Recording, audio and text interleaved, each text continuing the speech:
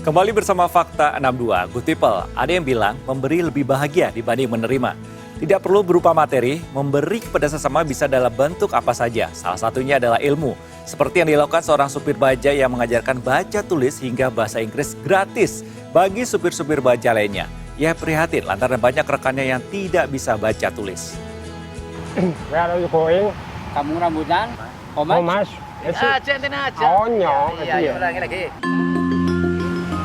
Dalam hidup saya itu bagaimana saya di pekerjaan itu tidak hanya melulu mencari uang untuk anak istri di rumah.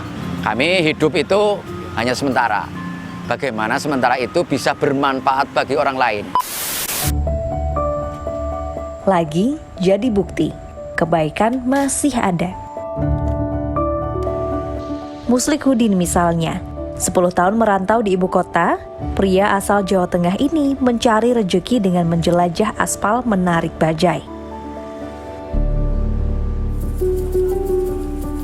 Sejak awal bekerja ditemuinya, banyak rekan-rekan sesama penarik bajai ternyata belum bisa membaca. Tergerak, ia mengajari satu persatu yang dikenalnya. Berkembang, ia pun ajarkan berhitung hingga bahasa Inggris. Rp3.000.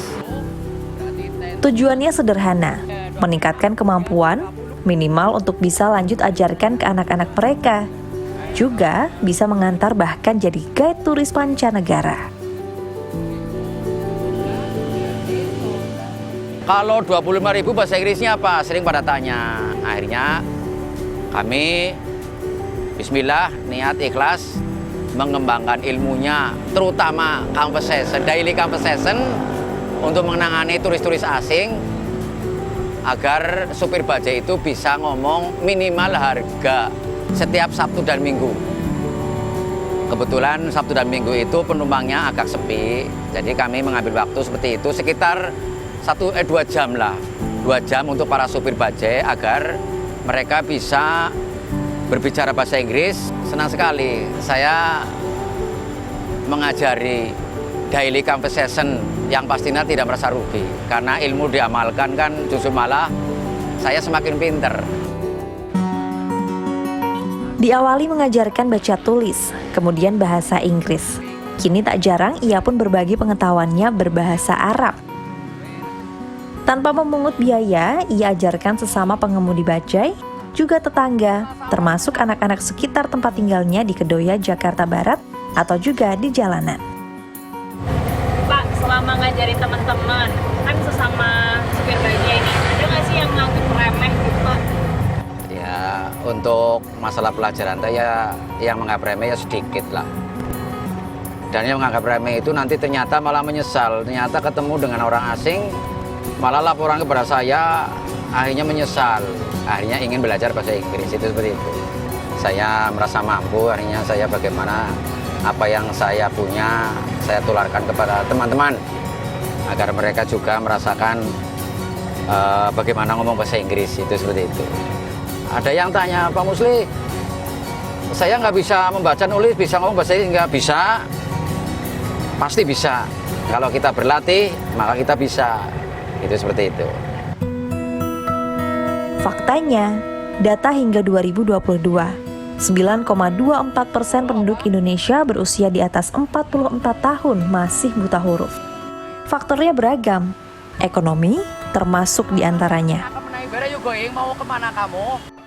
Supir bajai misalnya, banyak yang buta huruf sebab prioritaskan penghasilan untuk keluarga, untuk anak-anaknya.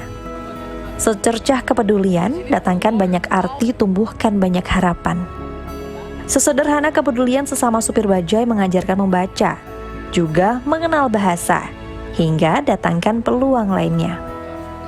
Pelajarannya ini mungkin merupakan hal-hal dasar keseharian conversation ya, tapi hal ini yang penting loh kalau misalnya supir-supir bajai di sini bertemu dengan pendatang dari luar negeri yang ingin naik bajai mereka. Where are you from? Where are you? What is your name? Kecil. I am from. Muslik ajarkan sebisanya.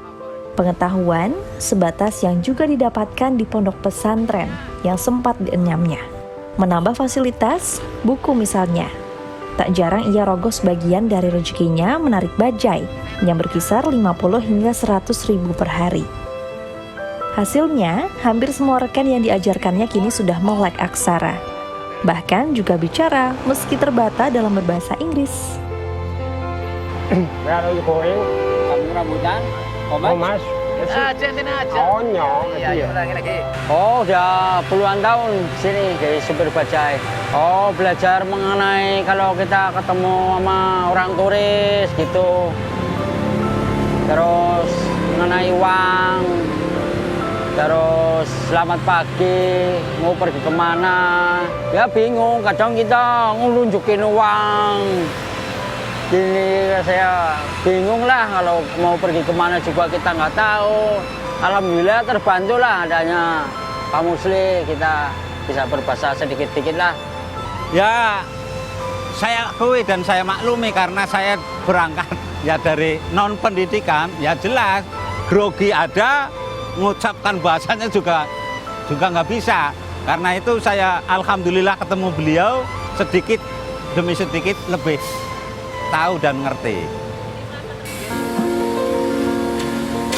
Faktanya kebaikan masih ada. Selama masih ada yang peduli, masih ada yang mau menikmati indahnya berbagi. Sederhana dan mendasar, namun faktanya ilmu yang disebarkan akan selalu bermanfaat. Dengan niat baik, tentu saja kita akan selalu dapat berbagi manfaat dan juga kebaikan bagi sekitar kita.